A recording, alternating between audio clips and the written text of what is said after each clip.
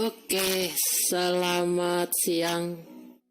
Assalamualaikum warahmatullahi wabarakatuh. Teman-teman, ketemu lagi. Kalau kemarin kita membahas tentang database administrator, ya. Sekarang kita membahas tentang profesi big data scientist, ya.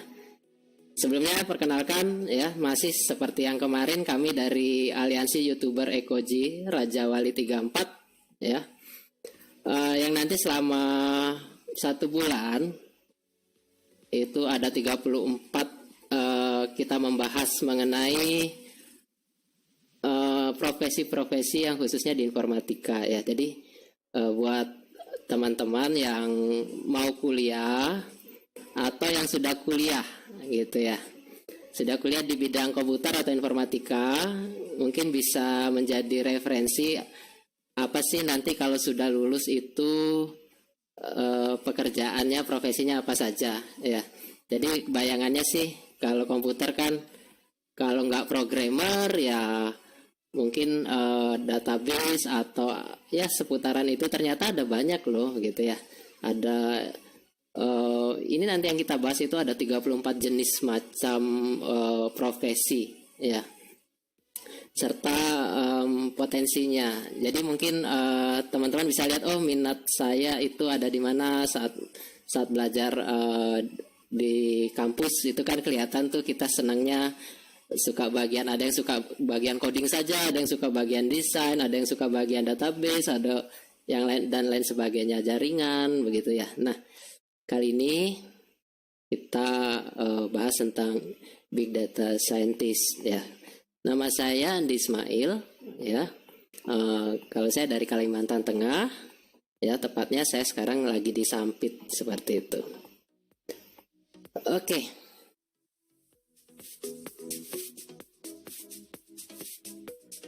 Ya.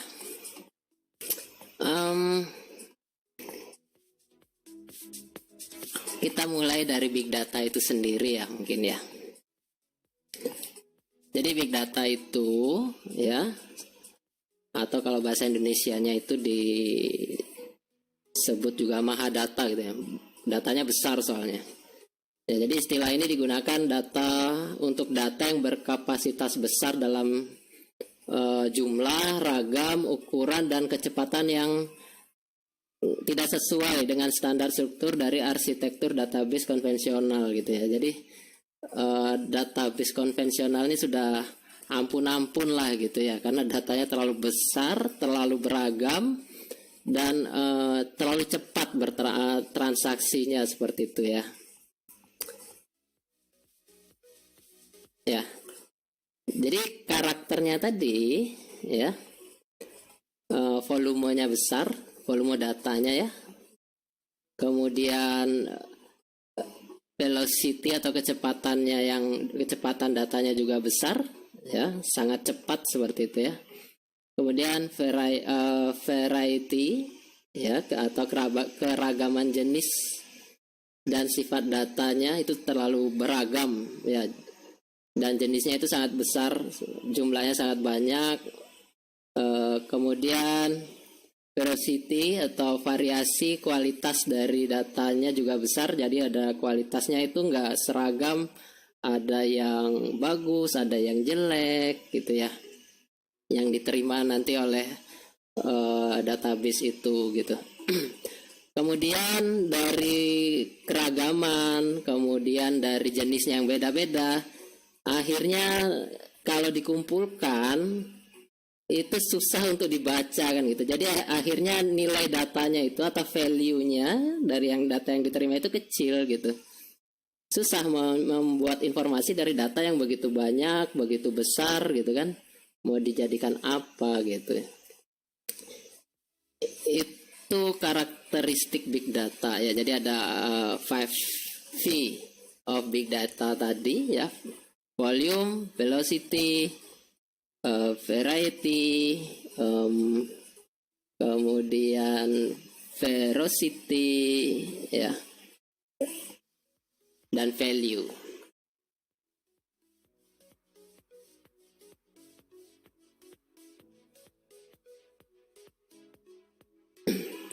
Jadi sehingga perlu proses ya yang terintegrasi yang mampu menangani big data tadi yang ada 5V tadi ya. Di big data supaya dapat dianalisa dan diolah untuk keperluan pengambilan keputusan atau decision making. Ya, kemudian strategi bisnis dan prediksi bisnis seperti itu. Ya, jadi ini kalau dilihat gambarnya itu big data itu di tengah-tengah gitu ya. Kemudian dari berbagai macam bentuk data, ada bentuk video, ada bentuk suara, ada bentuk teks, bentuk Excel, bentuk macam-macam, itu semua jadi satu ngumpul. Dan itu yang harus diolah kan seperti itu. Tujuannya apa? Untuk itu tadi lebih kepada ini fungsi data yang diambil untuk dijadikan informasi untuk kebutuhan bisnis seperti itu. Jadi data tersebut bisa menjadi sebuah informasi yang nanti dijadikan untuk pengambilan keputusan. Ya, jadi ini agak beda profesi ini yang dimana nggak hanya pure komputer gitu ya, pure informatika, tapi ada sisi bisnis. Ya, jadi untuk profesi big data science ini cukup unik gitu ya. Tapi ya, big data itu beda dengan data science ya. Jadi big data scientist dengan data scientist itu ada perbedaan gitu ya. Walaupun dia beririsan. Nanti kita lihat gambarnya ya. Nah ini. Jadi big data dengan data science gitu ya. Kalau big data itu lebih ke konsep bagaimana handling large data gitu ya. Kalau data science itu analyzing data. Ya, memang yang dianalize oleh data science itu adalah yang sudah ada di big data. Nah, tapi kalau big data itu yang mengumpulkan dulu, seperti itu ya. Seperti itu. Untuk apa? Responsibility-nya adalah itu tadi memproses ukuran data yang begitu besar dan jenisnya macam-macam gitu ya. Kalau data science dia sudah mulai lebih kepada mengenal pola atau understand pattern ya, supaya polanya itu bisa diklasifikasi dan bisa digunakan untuk melakukan informasi untuk melakukan pengambilan keputusan atau prediksi seperti itu. Ya, jadi kalau di sini big data ya dia beririsan dengan data science ya. Dan data science ini bekerja berdasarkan big data seperti itu. Ya. Kemudian kalau kita lihat di sini ada artificial intelligence-nya ya, ada machine learning, deep learning gitu ya. Ini adalah algoritma yang digunakan untuk mengolah big data atau yang digunakan data science dalam melakukan analisis data gitu ya. Jadi perlu kecerdasan buatan karena datanya begitu besar ya. Jadi seperti yang tadi saya sampaikan ya, menggabungkan big data scientist-nya, orangnya yang nanti berprofesi sebagai profesional di bidang big data ini ya, itu harus mempunyai kompetensi ya yang menggabungkan kemampuan programming ya, kemudian hitung-hitungan, matematika, statistika gitu ya, serta pemahaman bisnis ya. Nah, ini yang unik lah seperti itu ya, yang dimana kalau misalnya bayangan jurusan komputer itu hanya berhubungan dengan komputernya saja gitu ya, atau membuat program dan lain-lain, tapi pada dasarnya memang sih banyak yang profesi di komputer itu yang harus bekerja dalam tim seperti itu ya. Jadi kemampuan komunikasi juga penting. Nah, untuk big data sendiri tidak hanya untuk bekerja dalam tim, tapi pemahaman bisnis seperti itu ya. Kenapa? Karena ada nanti di level-level tertentu ya. Jadi nanti yang saya jelaskan di level tertentu big data scientist ini ada di levelnya dia sebagai pengambil keputusan seperti itu ya. Jadi level C lah. Kalau istilahnya level C itu kayak CEO, CTO dan lain sebagainya, itu yang level-level pemegang kendali yang mengambil keputusan strategik seperti itu ya. Jadi pemahaman bisnis, intuisi bisnis itu ada di dalam profesi big data scientist ini gitu ya.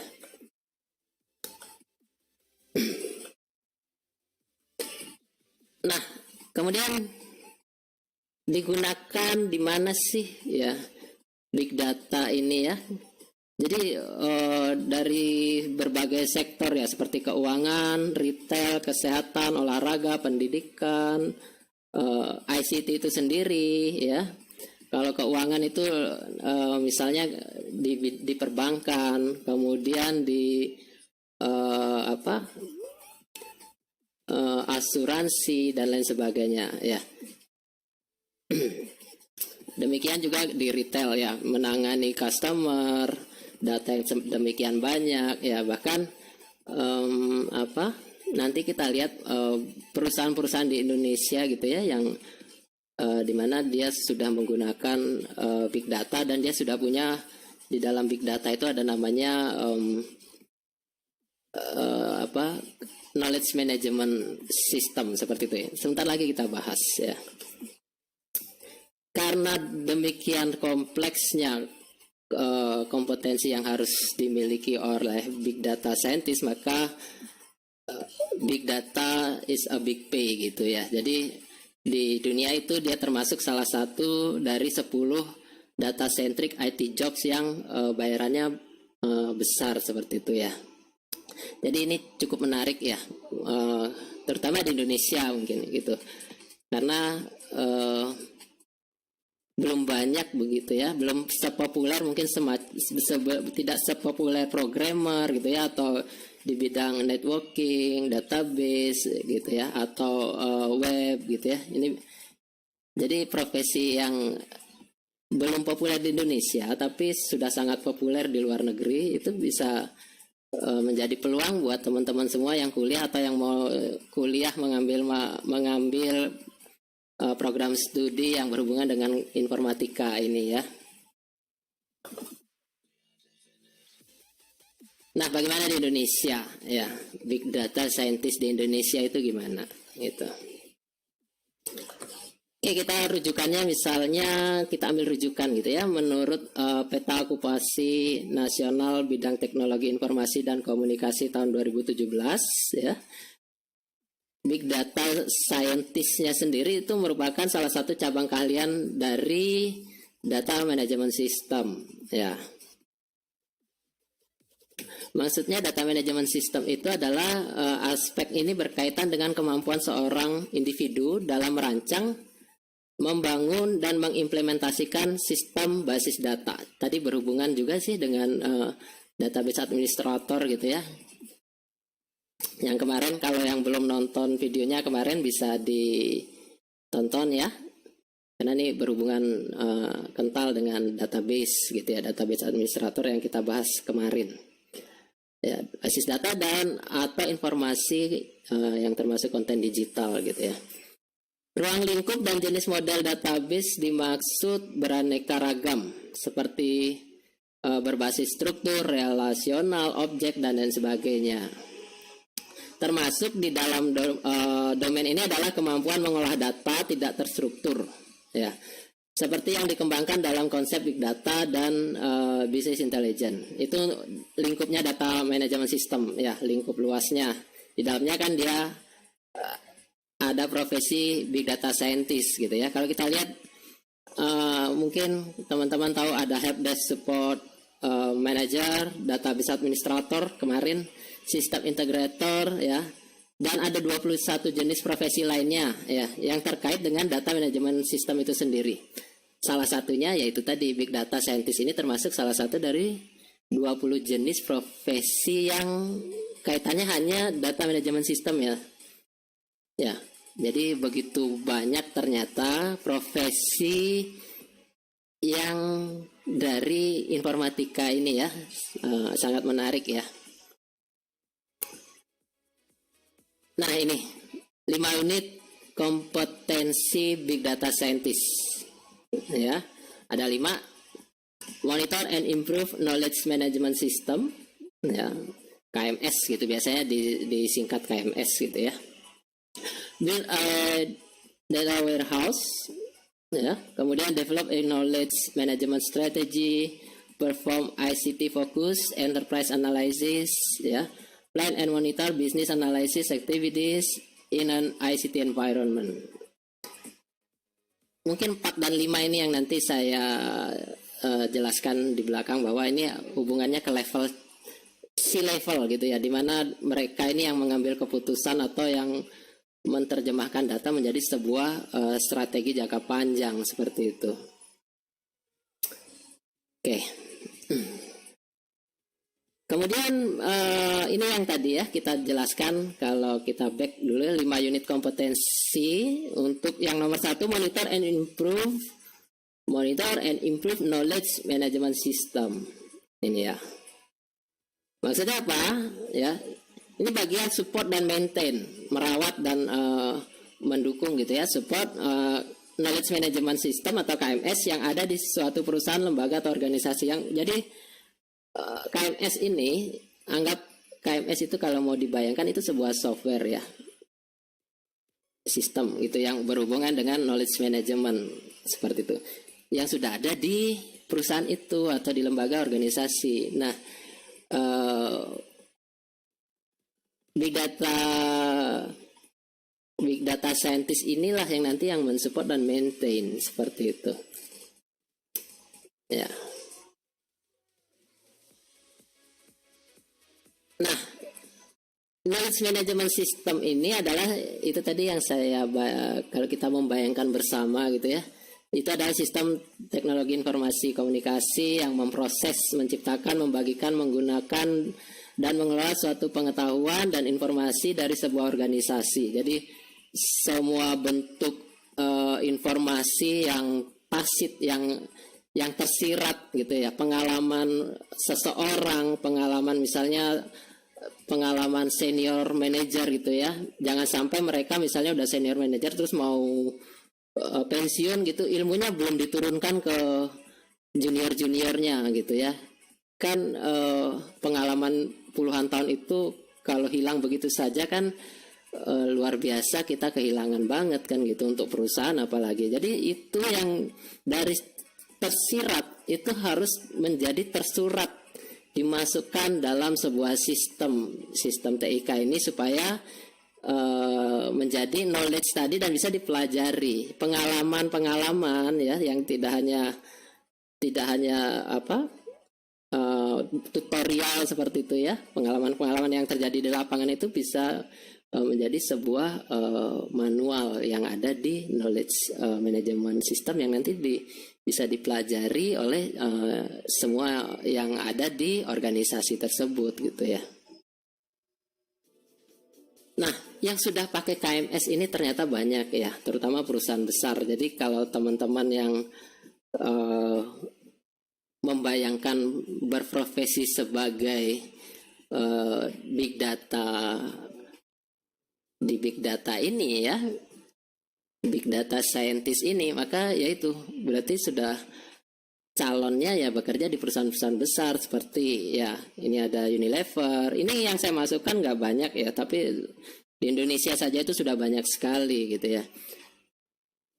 Unilever, PLN, Pertamina gitu ya, sampai dengan bank ya, Bank Mandiri dan banyak lagi seperti itu.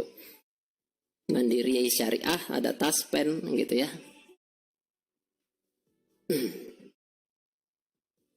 Oke, ini skill dasarnya. Nanti kita lebih dalam lagi membahas tentang kompetensi yang detailnya seperti apa sih, seperti itu ya. Jadi skill dasarnya adalah yaitu membaca, menulis, komunikasi ya, dan interaksi dengan orang lain, karena ini bekerjanya di organisasi ya, yang tidak bisa sama seperti kemarin kita membahas tentang database administrator yang nggak bisa kerjanya semuanya dikerjakan sendiri gitu ya. Harus ada kita harus bisa berkomunikasi dan interaksi ya. Memang sih kadang-kadang ya, saya juga kan backgroundnya informatika gitu ya. Kadang-kadang itu orang informatika itu lebih introvert gitu ya. Karena biasanya berhadapan dengan barang mati kan gitu, dengan komputer, dengan laptop gitu ya, dengan jaringan. Jadi lupa berinteraksi dengan orang lain gitu ya. Mungkin kalau di kampus, masih di kampus ini ya, saran saya sih sambil di kampus ya, ikut organisasi supaya bisa menggali pengalaman soft skill tadi untuk bagaimana berorganisasi dengan banyak orang ya. Itu yang sebenarnya nggak bisa dipelajari di kelas ya, karena interaksi dengan manusia itu berbeda dengan interaksi dengan komputer gitu ya. Yang kalau komputer kan antara ya dan tidak, satu dan nol, semuanya semuanya dapat diukur gitu. Tapi kalau interaksi dengan manusia ya gitu ya. Jadi mumpung di kampus berorganisasi kan banyak UKM masuk ya, supaya soft skill teman-teman semua juga dapat gitu ya, pengalaman berorganisasi atau ikut BEM dan lain sebagainya gitu ya. Ya, kemudian setelah itu tadi kita membahas support dan maintain. Sekarang adalah membangun data warehouse. Ini sudah membangun. Kalau tadi hanya support ya, yang sudah ada kita rawat. Sekarang ini membangun. Kalau membangun berarti yang nggak ada jadi ada gitu ya. Jadi mendesain, dari mulai mendesain, mengembangkan dan mengimplementasikan data warehouse dalam suatu organisasi. Ini juga perlu bekerja dalam tim ya. Komunikasi, berinteraksi ya. Itu penting. Ya, jadi data warehouse kalau bahasa Indonesianya gudang data ya. Yang namanya gudang data berarti isinya yaitu suatu sistem komputer untuk mengarsipkan ya dan menganalisis data historis suatu organisasi seperti data penjualan, gaji, informasi lainnya dari operasi harian. Kalau data warehouse ini sudah pasti yang menggunakan adalah perusahaan atau organisasi yang mempunyai data yang begitu besar sehingga harus digudangkan dalam bentuk data warehouse gitu ya. Jadi kebayangkan kalau punya skill ini, tempatnya sudah pasti di perusahaan yang besar gitu ya. Skill dasarnya dulu ya. Kalau langsung dijelasin skillnya yang detail ini, wah pusing duluan, nggak jadi dah gitu ya, nggak jadi dah berprofesi nih. Kayaknya kompetensinya banyak betul. Sebenarnya enggak ya. Kita lihat dasarnya dulu, setelah itu kan diturunkan. Skill dasarnya adalah itu membaca, menulis, komunikasi lisan. Ya, matematika, statistik itu pasti ya. Kemampuan organisasi tim. Nah, ayo ikut UKM, ikut BEM, mumpung masih di kampus. Ya. Ikut itu organisasi-organisasi supaya saat sudah lulus pengalamannya sudah banyak dalam berorganisasi. Mengembangkan, tadi membangun data warehouse ya, sekarang mengembangkan strategi manajemen pengetahuan. Ini sudah levelnya agak senior lagi. Ya, agak senior lagi. Kenapa? Karena sudah berhubungan dengan mengembangkan strategi. Ya. Jadi maksudnya adalah menganalisis berdasarkan informasi dari KMS yang berjalan. Data yang ditampilkan, disajikan di KMS nggak hanya dibaca, tapi dianalisis, kemudian menentukan kebutuhan prasyarat dan mengembangkan strategi untuk mendukung aktivitas manajerial di perusahaan, lembaga, organisasi. Jadi data yang tadi yang ditampilkan di knowledge management system itu ya, itu diterjemahkan menjadi sebuah strategi. Itu yang dilakukan big data scientist gitu ya. Itu tantangan gitu ya. Jadi bukan kok ngeri sekali, enggak. Suatu saat teman-teman semua akan ke sana. Enggak ada yang namanya pekerjaan itu tetap di sana aja gitu ya. Pasti meningkat, dan dari meningkat itu tantangannya juga meningkat dan tanggung jawabnya juga meningkat gitu ya. No pain, no gain. Jadi jangan khawatir. Semua hal yang dilalui dengan kesulitan ya, yang dengan tantangan, itu hasilnya juga tidak akan mengkhianati hasil gitu ya. Mengembangkan strategi manajemen pengetahuan tadi masih kita lanjut ya. Dengan menggunakan KMS dapat menjadi landasan sistem pendukung keputusan untuk meningkatkan efisiensi, efektivitas dalam pengambilan keputusan manajerial perusahaan, lembaga, organisasi. Jadi mengambil keputusan itu intuisinya dibantu dengan data yang di KMS itu, gitu ya. Ini dia peran untuk manajer senior, ya. Jadi tingkatannya lebih tinggi, mungkin sudah bekerja beberapa lama di perusahaan itu sebagai big data scientist, akhirnya dapat tanggung jawab sebagai manajer yang senior yang dimana tugasnya adalah sudah sampai ke mengambil keputusan, gitu ya, keputusan manajerial. Nah, ini lebih tinggi lagi.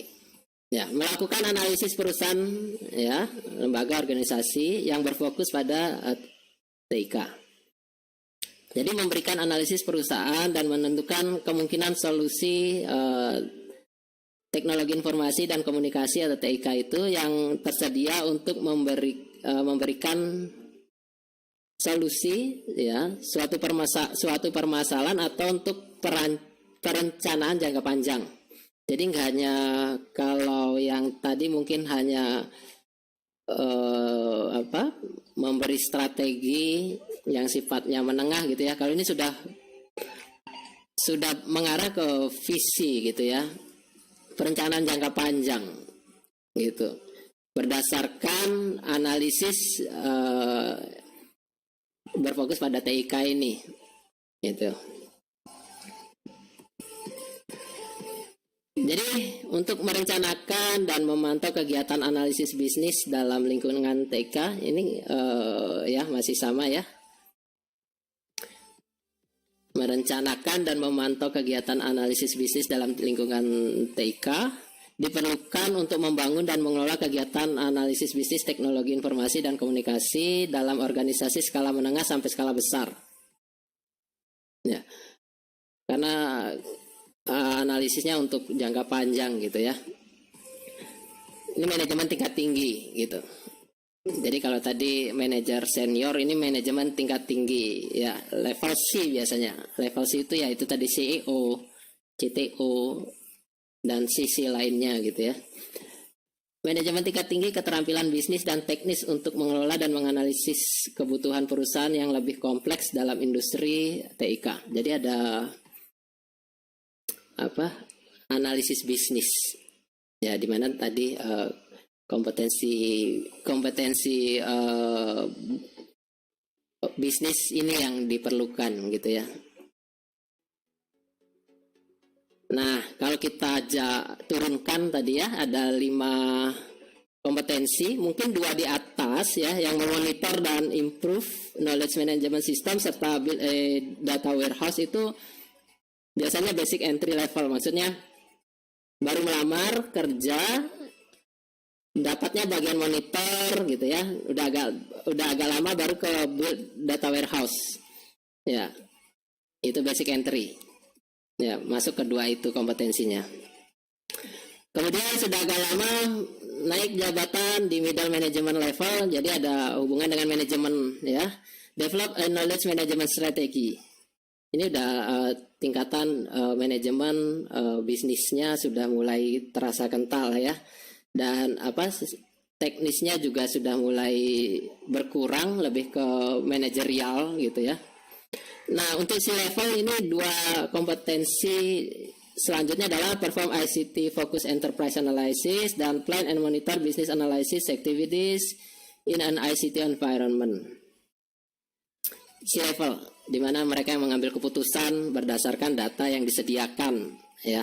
Maka big data scientist ini jika menjadi level C itu punya kelebihan yang sangat baik ya, dibanding mungkin yang tidak begitu memahami big data gitu ya. Karena dia selain bisa memahami teknisnya, bisa mengolah datanya dan bisa membaca datanya, dan kemudian dia bisa mengambil langkah strategis ya, dan merencanakan. Itu luar biasa ya. Jadi gimana? Mau jadi big data scientist? Ya. Asik ya. Kita lihat dulu nih. sertifikasinya. Ya, karena biasanya kalau kita masuk ke dalam perusahaan besar itu kan skalanya pasti internasional ya.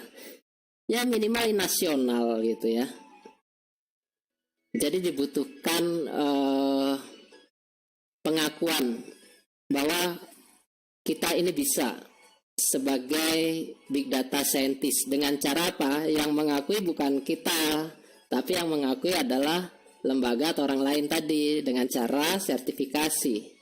Ya, itu cara paling efektif untuk mendapat pengakuan bahwa kita ahli di bidangnya melalui sertifikasi. Ya. Apa sih sertifikasinya? Ada banyak ya. Ini yang saya ambil dari internet. Ada Certification of Professional Achievement in Data Science, ya, Certified Analytic Professional, Cloudera, itu nanti kita lihat ya apa sih Cloudera. Sampai ini kalau kita lihat ada Microsoft Certified Azure Data Scientist Associate. Kemudian Microsoft Certified Solution Expert, ya, Data Management and Analytics. Oke, itu sertifikasinya. Nanti kita buka web, kita lihat sertifikasi apa atau pelatihan apa yang secara online yang kita bisa lakukan dulu, belajar dulu, kemudian lakukan baru tes sertifikasi dari sejadi ini. Ya, jadi jangan mikir lulus Eskom dulu lah atau sarjana dulu dah baru nanti sertifikasi. Kan bisa dilakukan berbarengan gitu ya. Jadi belajar dulu gitu ya. Jadi sambil belajar di kampus, belajar juga tentang sertifikasinya, dan biasanya di kampus juga banyak informasi tentang kerjasama dengan perusahaan-perusahaan seperti Microsoft, Oracle, dan lain sebagainya seperti itu ya, yang ada hubungannya dengan sertifikasi. Coba ditanya ke kampus masing-masing gitu ya, mumpung masih di kampus ya. Nah sekarang kita lihat toolnya ya. Toolnya banyak tuh. Google Cloud Platform, ya, Microsoft Excel. Wah, Microsoft Excel ya, karena kita ngomong big data, di mana nanti semua data, bentuk data itu kita harus tahu gitu ya. Dan Microsoft Excel ini biasanya paling standar gitu dalam membuat tabel. Dari tabel, kumpulan tabel jadi database kan gitu. Hadoop ya. Hadoop nanti kita lihat ya, Hadoop ini populer soalnya. Jadi kita lihat ada tadi Cloudera ya, kalau kita back ada Cloudera Certified Associate Data Analyst gitu ya. Ini ada Clouderanya di sini ya. SQLite ya, HTML5 MySQL ya. Jadi mungkin ada beberapa mata kuliah yang sudah teman-teman ambil gitu ya. Jadi kalau saat kuliah mulai lihat apa sih yang saat kita masuk ke kelas kita tertarik gitu, yang lebih tertarik di bidang apanya, nah itu kita gali. Nah, akhirnya nanti teman-teman bisa hubungkan dengan profesi apa sih yang mata kuliahnya ini yang kita senangi gitu kan. Ada nanti kita bahas kan 34 ya, 34 jenis profesi ya. Jadi ikutin satu-satu. Ini baru yang kedua ya. Itu. Kita lihat jalan-jalan dulu ya ke YouTube dulu ya. Jangan lupa cek terus situs YouTube channelnya Prof Ekoji channel ini ya. Hari ini nanti setelah ini ada lagi nih ya. Setelah ini ada lagi. Kemudian kita lihat big data.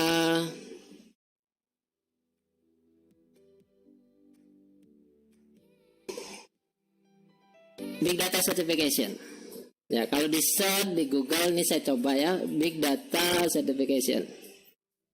Ya, ada top big data certification for tahun 2020 ini ya. Di search aja. Oh, ini saya buka ya. Ada. Oke, top big data certification for 2020. Oke, kita lihat. Why earn a big data certification? Ya, tadi yang kita jelaskan bahwa untuk mendapatkan pengakuan itu adalah dengan cara orang lain yang mengakui kita gitu ya.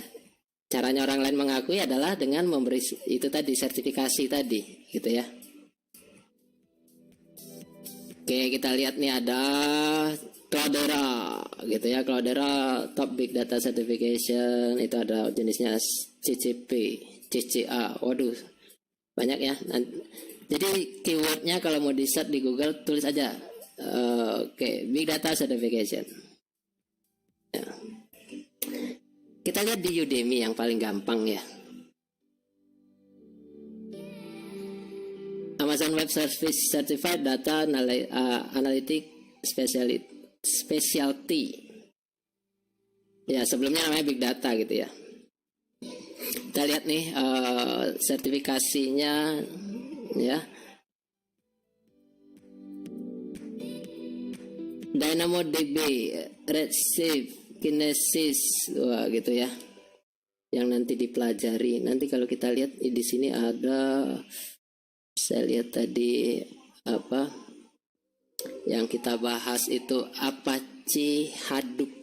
Ya, itu yang kalau dari sisi popularitinya, karena mungkin dia selain gratis ya, dia juga powerful, dan kalau mahasiswa itu mudah mencoba. Kenapa? Karena gratis tadi ya. Apache Hadoop. Mungkin kalau teman-teman biasa menggunakan Apache web server, nah kita coba nih Apache Hadoop ya. Terus gimana cara pakainya? Searching aja di YouTube deh gitu ya. Tulis aja Hadoop tutorial, itu ada banyak ya. Nah, kalau kita lihat ini apa? Big Data and Hadoop full course tuh ya, nggak harus bayar dulu kan, tapi nanti sertifikatnya ya bayar. Tapi belajar dulu kan gitu. Kita lihat deh. Ya, ini ada 10 jam nih. 10 jam belajar dan bisa dilakukan sesegeranya kalau memang tertarik dengan profesi ini, Big Data, yang di luar negeri populer. Di Indonesia mungkin karena begitu banyak profesi informatika gitu ya, jadi tenggelam dengan programmer gitu ya, dengan kemarin juga database administrator, kemudian networking, web developer gitu ya. Ternyata ada yang bagus juga kan, apa, big data scientist itu ya.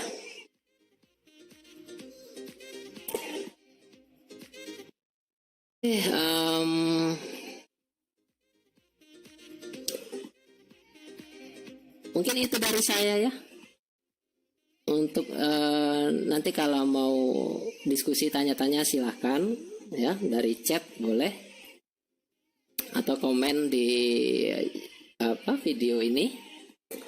Untuk besok ya masih, nah ini web developer cukup populer di dunia dan di Indonesia juga ya.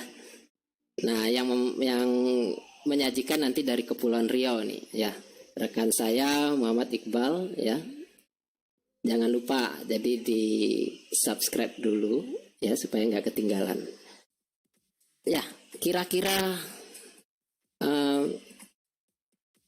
itu ya dari saya. Mohon maaf jika mungkin informasinya terlalu sedikit, tapi nanti kita bisa bahas lebih lanjut gitu ya. Sampai di sini.